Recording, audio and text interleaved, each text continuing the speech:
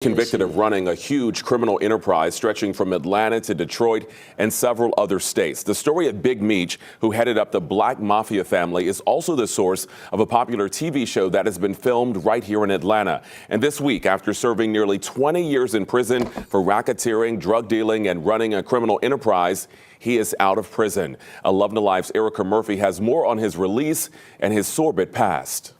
Demetrius Flannery and his brother, Terry, ran one of the country's largest drug operations during the late 80s, 90s, and early 2000s.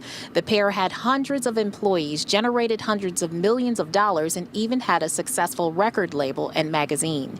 But in 2006, the brothers were indicted in a federal RICO case originating out of Georgia. BMF was the first group that was accused of being both a criminal organization and a record label. Attorney Josh Schiffers says Demetrius, also known as Big Meech, is highly regarded because he never took a deal or snitched on his co-conspirators. And he went down. And when he went down, he and his brother were sentenced to 30 years in prison. In 2020, Terry Flannery was released, and just this week, Big Meech was released from prison. He will serve the remainder of his sentence at a halfway house in Miami. Reporting from Atlanta, Erica Murphy. All right, Chad. So, as you guys can see, Big Meech is home, whatever. But it was this interview that this guy did right here. Let me go to this interview. And he has Cuffy on the phone, I guess Cuffy was locked up with Big Meech. I guess Cuffy got locked up with Big Meech back in the day, guys. And, hey, I guess Big Meech pulled a little slick move on him. I don't know if he told or he did told, but I'm not going to say that.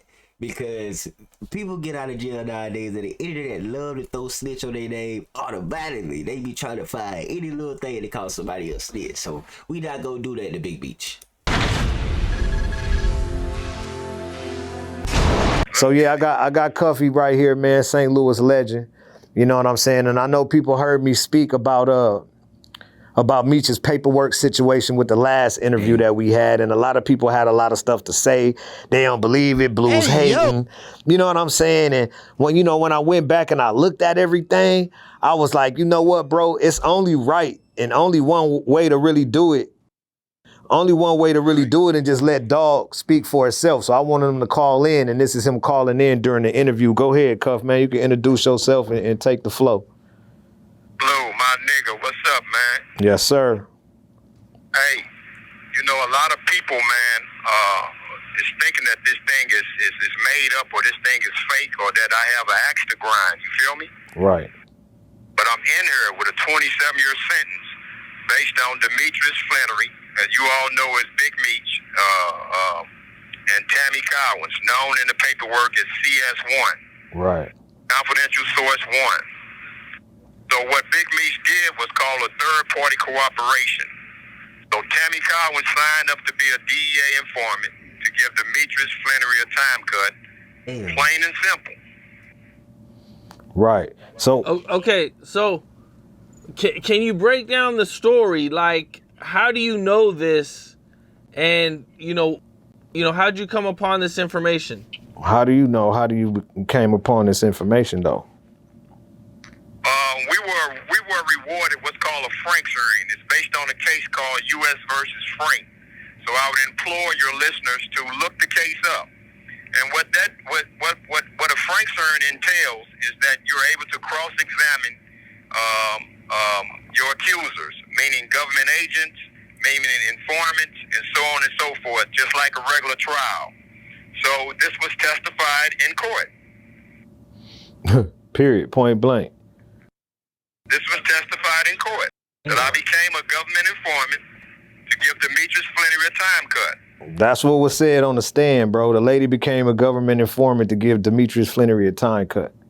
But I think people would ask a question of this. So, Chad, let me break it down for you. The bitch that Big Meech was fucking with turned informant. And allegedly, they're trying to say Big Meech use her to get a time cut. If you don't know what I'm saying, that's how I can break it down for you.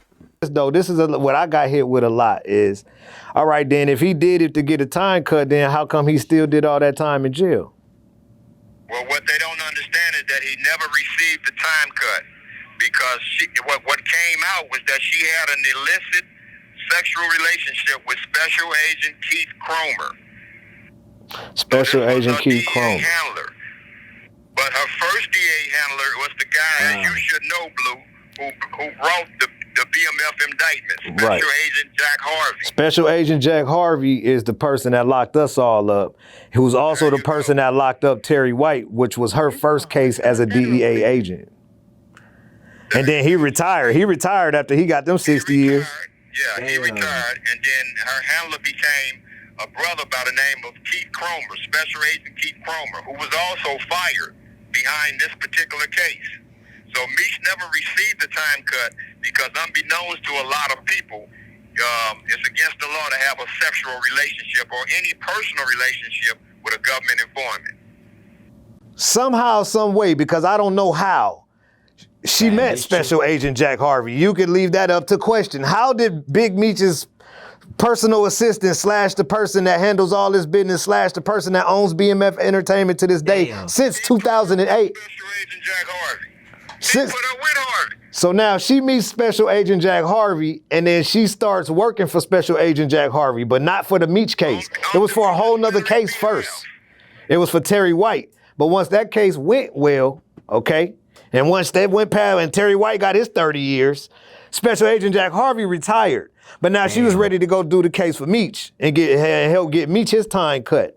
So now when Meech came up, it was a new person that came on, and his name was what's his name again, big homie? Special Agent Keith Cromer. Special Agent Keith Cromer is the new special agent after Jack Harvey retired. Now he's her handler, and they engulfed in a personal relationship, sexual, however they called it in the court. And through that relationship, it tainted the case, and it was dishonorable at that point. They had to throw that out. That's why Meech didn't get out. So now you pose the question of why is my big homie Cuff still in jail? And go ahead, Cuff, you can let them know why, how that happened. From that conspiracy, they indicted me on 2 murder charges.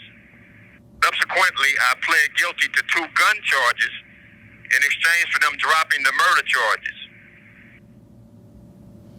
Now, how did they, hold on, let me ask this for you.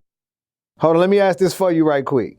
How did they get you on something that was totally different from the case that Meech and them had you in a wiretap for? Out of a totally different, nothing to do with the drug conspiracy, but they falsely accused it as being a part of the drug conspiracy. And then they brought about the gun charges. That's using the gun charges in furtherance of a drug trafficking crime. Damn. This call is from a federal prison. So, man, chat, that's all I'm going to let you guys hear, you know what I'm saying? I ain't going to play the whole interview. You guys can go watch Cam Capone yourself. But, as you guys can see, bro, a lot of the shit that niggas be trying to, you know, glorify, it don't even matter at the end of the day, because you do all this time for what? You know what I'm saying? So, did Big Meech snitch? I don't know if this guy's lying or whatever. They said Cuffy already snitched anyway. So, a snitch calling another nigga a snitch don't even sound right. So, let me know what y'all think in the comments, bro. It's Real Cause I'm